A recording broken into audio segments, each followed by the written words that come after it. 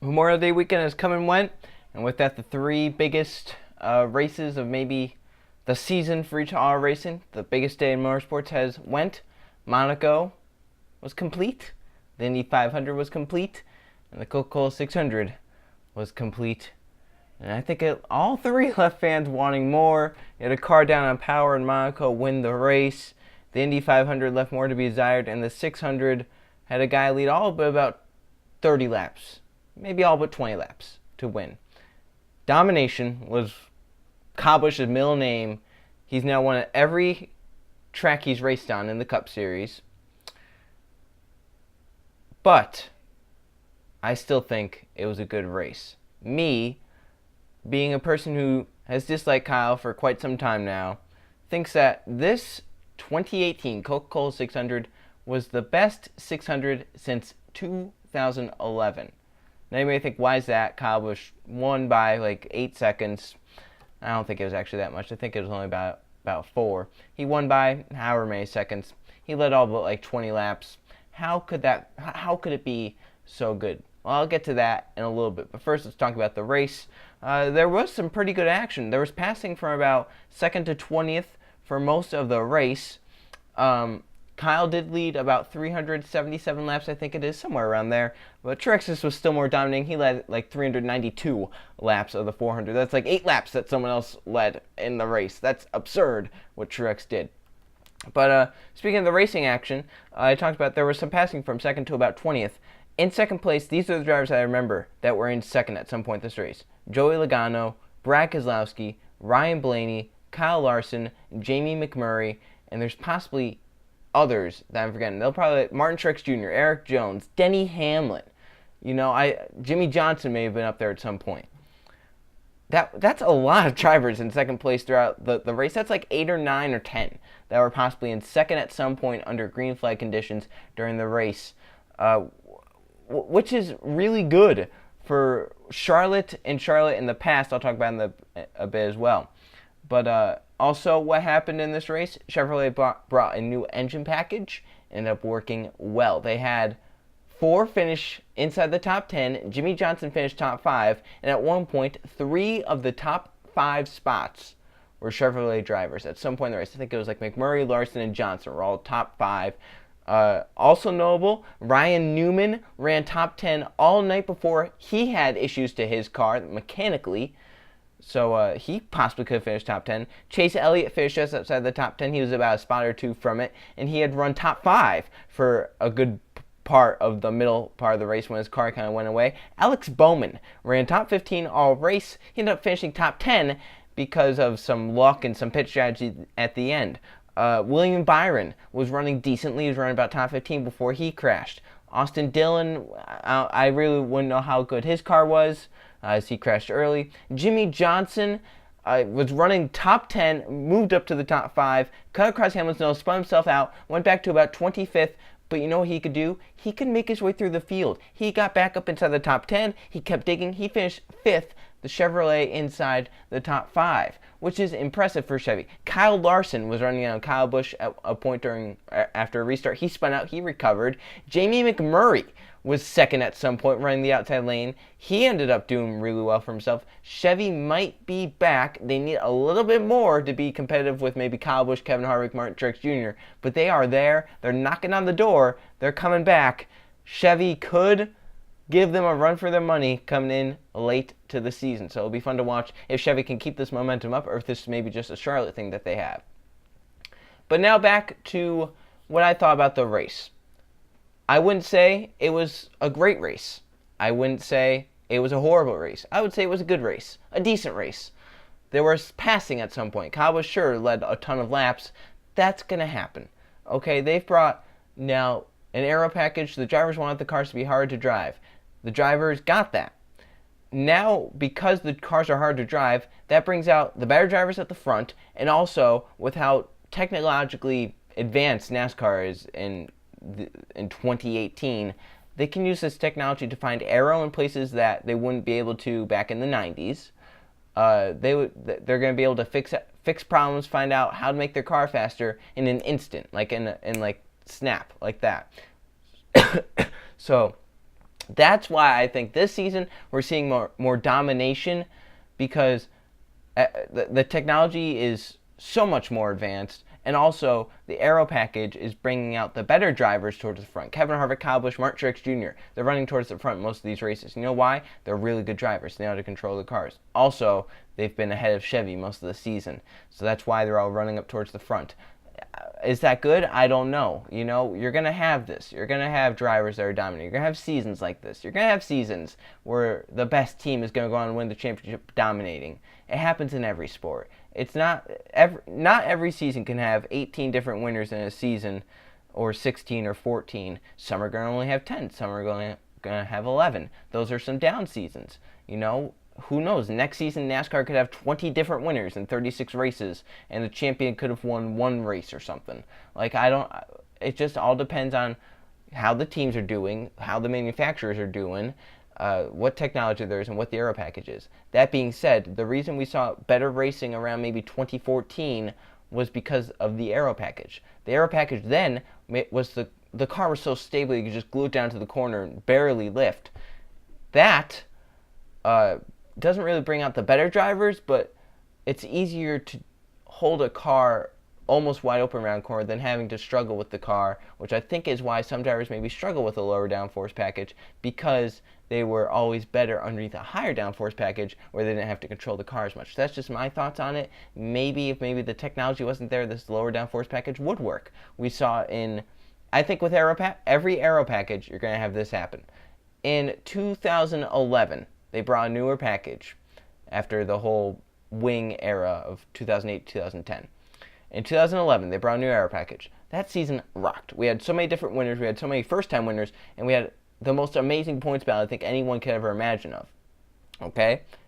2012 comes, it was nothing special at all. The winners were Jimmy Johnson, Brad Keselowski, not many others won races that season, because the teams, the technology, the engineers had time to look at the aero package, know what the aero package was, and figure out how to make the cars drive better, and that's what happens. 2013 was pretty bad. 2014 was probably up there as one of the best Gen 6 seasons, if not the best. Very good racing all around, even at some of the bigger tracks. It was a pretty great season overall. 2015, they used basically the same aero package. They just added in the tapered spacer, which in my opinion is also hurting the sport a lot. If they get rid of that tapered spacer, it could help the racing too. But so they add that, but still the racing went drastically downhill in 2015. You know why? They were using the same aero package they did in 2014, which allowed teams to figure out what happened. 2016 comes along. The low downforce rocked in 2015. In 2016, the first half of 2016, we saw 2 photo finishes. We saw great racing. The All-Star Open was amazing. We saw great racing all around. Second half of the season and 2017, we're with domination from whatever subpar racing, and then this season the same aero package. You know why? Because we've been using the same aero package. The teams have figured it out, and now they know how to make their cars faster. They know how to make them handle better. They know how to make them better in aero, better in traffic, and the teams that are ahead are going to be dominating. That's my 2 cents on the issue. I think that's what it is. So now to the race and how it was met with fans. Jeff Gluck, you may know him, does a poll every week after a race. Was blank a good race, yes or no? He did one this season. For the 2018 Coca-Cola 600, 38% said yes, which is not a lot. 62% said no. Now, this is where it gets a little weird. In previous Coca-Cola 600s where he's done this poll, in 2017, last season, 55% said it was a good race. In 2016, when Truex led all but 8 laps, 45% said it was a good race. How could it go from 45% with someone leading all but 8 laps to 38% when someone leads all but like 20 laps? It's pretty absurd. I think that's the Cobblish effect, and the fact that people aren't happy with the season, and they won't be happy unless there's lead changes almost every lap. And that is why NASCAR brought the restrictor plate package to the All-Star race, which in my mind, good for All-Star race. Don't think it would be good for points races, in my opinion. That's my honest opinion. I don't think it would be good for races like that. You think about it, right? if you're just there with a restrictor plate on the car, you hold it wide open basically the whole time around. That's not really showing who has the best car, not really showing who's the best driver. On top of that, you're going to be wadded up, there's going to be big crashes, and in the All-Star race, honestly, the Open was better. The Open's always better. I didn't really see much in the All-Star race that made me think, wow, this was such a great package. I really think people overreacted to what they saw just a little bit, and that I don't think plates are the solution to the problem. I think a different aero package is the solution. I don't think restrictor plates would work. I honestly don't. No matter what you do to a car, the best one is going to win. The best car is always going to win. It's always going to find a way to win as long as nothing weird happens to it. If Kyle Busch blew a tire, he wouldn't have won. If it was a plate package, he still probably would have pulled away. We saw that in the All-Star race. They were like, well, you can easily drive back up to the leader. You could, to some extent, you get to a second with them, but then you couldn't do anything there. You got stuck in the dirty air. Once again, the dirty air. You got stuck in that with the plate package. Not much you could have done there. You couldn't just drive back up to the guy. You need help. You need to get out of the dirty air. And then, once you got to him, you had to pass him, which was hard. Extremely, extremely hard to do. And then I saw someone in Jeff Gluck's little comments thing, say something about how he was kind of mad that people were defending that Charlotte was a good race, saying, well, it doesn't matter if they were having good battles second to 15th. It only matters about the race for the lead.